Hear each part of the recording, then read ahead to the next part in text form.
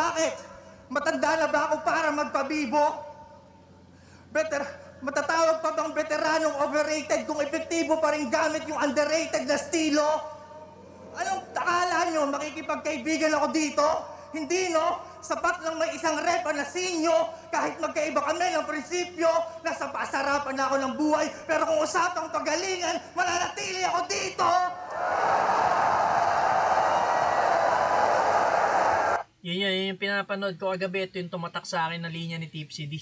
Ang ganda nun, ng pagkakasabi niya nun.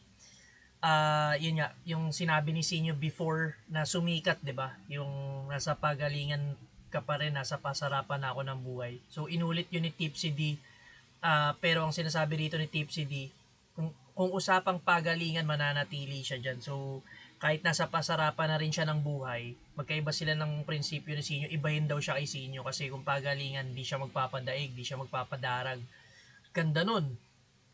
So wala siyang pake sa basta hindi siya papaduro kahit kanino. Ang ganda rin na parang si Tipsy din na yung veterano rito, kino-consider na veterano rito kasi dati siya yung super rookie eh. Tapos kalaban niya ngayon si Mot, yung super rookie din before. Pero mas veterano siya rito kay Mot eh.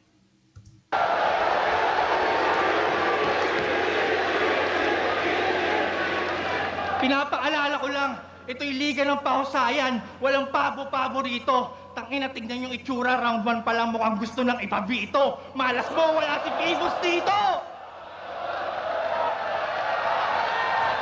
Ganda rin ng ender niya. Siguro dapat huminto na siya, gusto na magpa-veto, no? Nagyawa na kasi kagad yung crowd dun eh. Setup pa lang eh. Wala pa yung punchline na malas mo, wala pa si Phoebus dito. Dapat di niya na sinama yun eh. Pero ang ganda ng round 1 ni Tipsy D. Solid lahat. Except dun, yung sa akin lang yung kay MR Industria na paggaya niya, parang wala sa momentum or hindi lang ganun ka nag-pay off or nag-landing. Pero overall, ang ganda. Angles, kumpleto rin yung elements. Nag-flow din siya dito. May comedy rin. Lakas ng round 1 ni Tipsy D. Tingnan natin yung round 1 ni Mot.